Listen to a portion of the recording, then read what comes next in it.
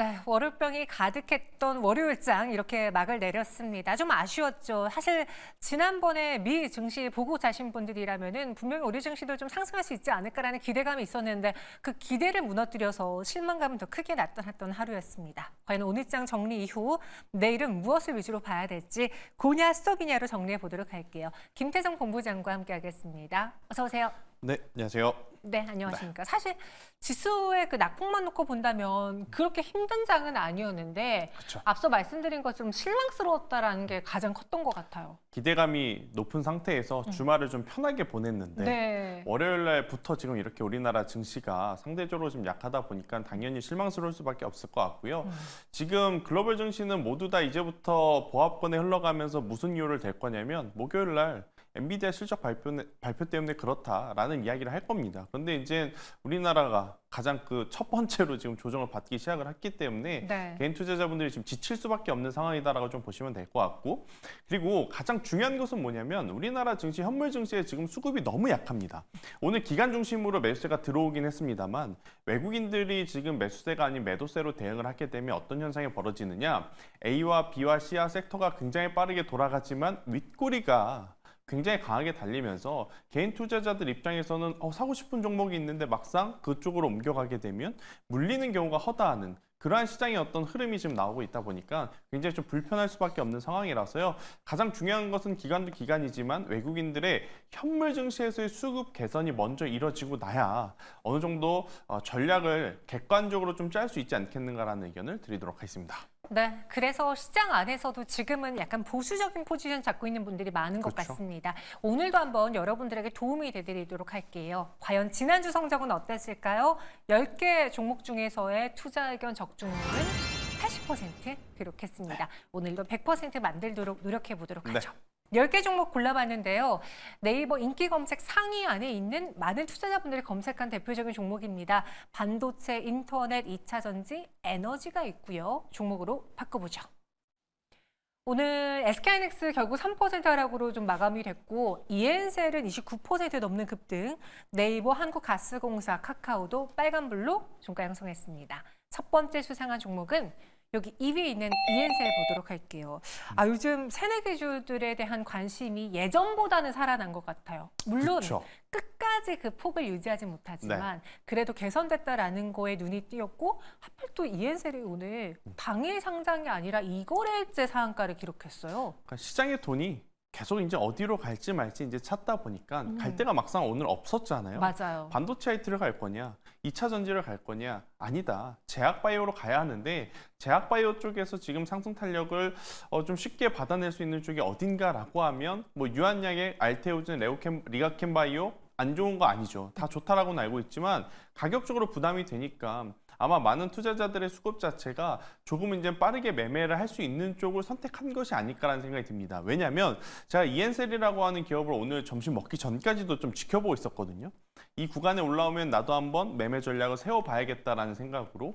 그런데 점심 전까지만 하더라도 그렇게까지 큰 반응이 없었던 주가가 1시 이후부터 갑작스럽게 거래량이 좀 붙기 시작을 하더라고요. 맞아요. 그래서 기존에 좀 먼저 가지고 계시지 않은 분들이라면 오늘 상한가를 좀 누리시기에는 굉장히 매매하기 어려운 패턴이 아니었나라는 생각이 들어서 ENCL 같은 경우에는 양날의 어떤 검입니다. 일단 장점은 뭐냐면 신규 특례 편입을 통해서 지금 제약바이오가 굉장히 물이 들어올 때 상장을 했다라는 것. 그래서 이제 추가적으로 이제 상승에 대한 기대감도 가질 수 있다는 것이고, 단점은 뭐냐면 상장하기 전까지만 하더라도 실적이 좋지 못했습니다. 그러면 가장 좀 유사하게 비교를 해볼 수 있는 것은 엔젤 로보틱스를 좀 떠올리시면 될 것 같아요. 굉장히 좋은 뉴스를 가지고 상장을 했지만 실적에 대한 어떤 성적표 자체가 굉장히 좋지 못해서 지금까지 로봇주들 같은 경우에는 지금 조정을 좀 받고 있잖아요. 네. ENCL도 오늘 상한가를 기록했기에 아마 내일 추가적인 상승세는 나올 수는 있습니다. 하지만 없으신 분들이 지금 제약바이오가 너무 좋다고 하니까 이쪽으로 한번 내가 매매 전략을 세워봐야 될까? 이런 고민은 다소 위험할 수 있다. 저는 그래서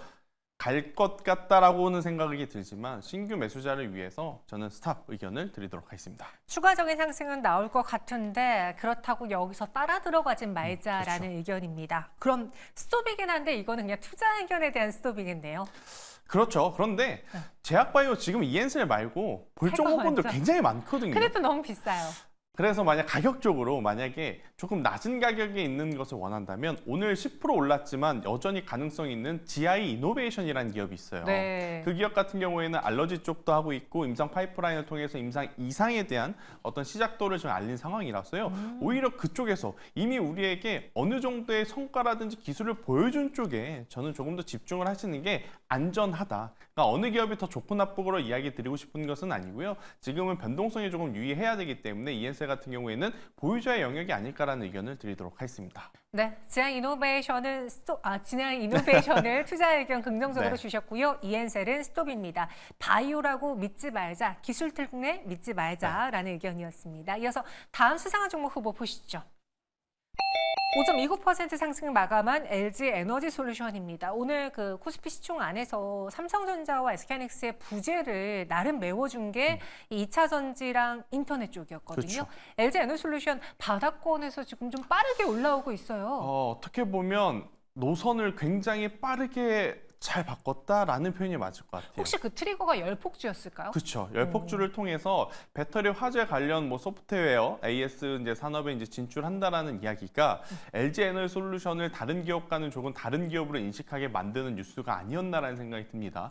인천 쪽에서 전기차 화재가 지금 발생이 되면서 이쪽으로의 어떤 이 수급 변화, 소비의 변화가 지금 크게 나타나고 있는 상황 속에 원래는 LG 에너지 솔루션은 좋을 게 없었던 뉴스가 아니었나 생각이 들어요. 왜냐하면 아무리 이제 이 배터리 소프트웨어 쪽에 대한 관련 산업을 진출한다 하더라도 이제 막 진출하는 단계이기 때문에 네. 이로 인해서 좋은 성과를 내기에는 다소 부족한 거고 사실은 저는 개인적으로 이번에 벤츠가 조금은 이제 그렇게 이미지가 좋지 못하게 된 상황에서 BMW 브랜드에 또 관심도가 올라가잖아요. 그러면 상대적으로 BMW에 가장 많은 배터리를 탑재한 삼성 SDI가 더 유리하지 않을까라고 생각을 했었는데 시장에서는 오히려 배터리 화재를 좀 잡을 수 있는 쪽 기술에 네. 조금 더 관심을 가지고 가는 것 같아요. 그러다 보니까 전고체도 한번 올랐죠. 그리고 나트륨 배터리도 올랐죠. 그리고 LG 에너지 솔루션도 오늘 이렇게 어려운 상황 속에 에코프로 그룹주, 포스코 그룹주 다 지쳐서 이제 장 막판되니까 힘이 빠지고 있는 가운데 LG엔솔은 지금 장 막판까지도 강한 힘을 좀 보이고 있어서 저는 적극적으로 우리가 관심을 가지고 보셔야 된다라는 의견을 드리도록 하겠습니다. 어떻게 보면 열폭주로 인해서 관심을 끌어올렸고 거기다가 가격 매력도 있었고 그렇죠. 금리 인하에 대한 기대감도 더해지면서 올라준 것 같은데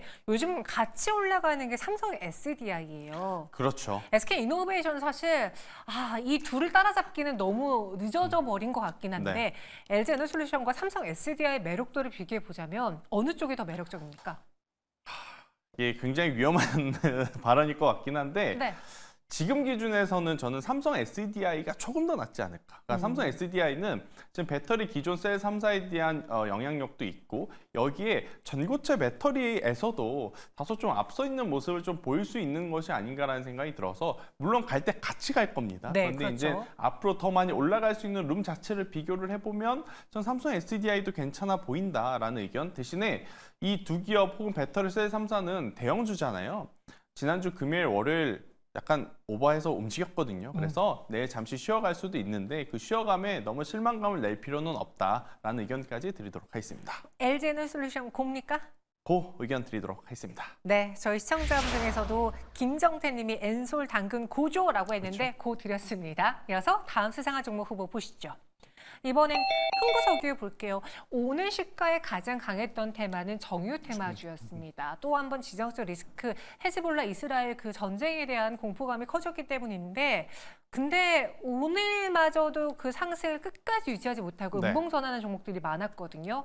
왜 그럴까요? 이제 너무 지겨워진 겁니까? 아직까지 이란이 크게 움직이지 않고 있는 상황이라서 이거를 확대 해석해서 미리 우리가 예측할 필요는 없지 않겠는가. 그러다 보니까 그동안에 덜 올랐었던 이제 석유 쪽이 먼저 움직였고 장 초중반에는 어디 쪽이 이제 따라서 움직였냐면 빅텍, 스페코 이러한 쪽이 움직이긴 했어요. 맞아요. 그런데 지금 그들 보면 윗꼬리가 다 달려 있습니다. 그러니까 나라 대 나라의 지금 어떤 싸움이 아니라 나라 대 무장단체의 어떤 지금 트러블이다 보니 시장에서는 그렇게까지 크게 신경을 쓰고 있지 않는다라는 저는 느낌을 받아요. 그래서 일단 석유 관련 종목군들은 사실 이제 중동의 지정학 리스크는 당연히 좀 장기화될 가능성이 높아서 길게 가보시는 건 좋겠지만 저는 오히려 이쪽보다 실제로 돈을 벌 수 있는 해운주를 보는 게 더 좋지 않겠는가?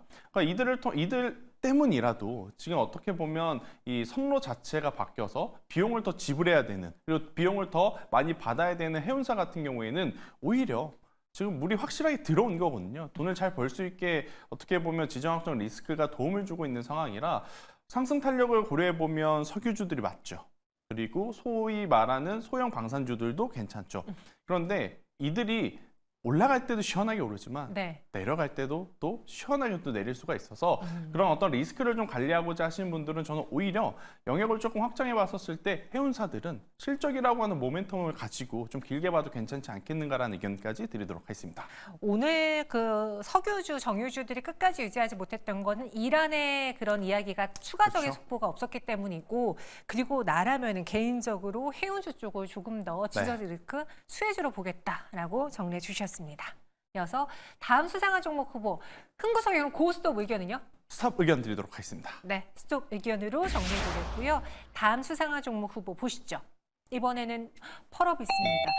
12% 넘게 급락을 했어요. 안 그래도 처음에 그 트레일러 영상이 공개가 되고 나서 오히려 하락했다가 그렇죠. 다시 낙폭을 많이 했던 펄업이스였는데 이번에 수상에 실패해서 그 실망감에 하락했다기엔 너무 많이 밀린 거 아닌가요?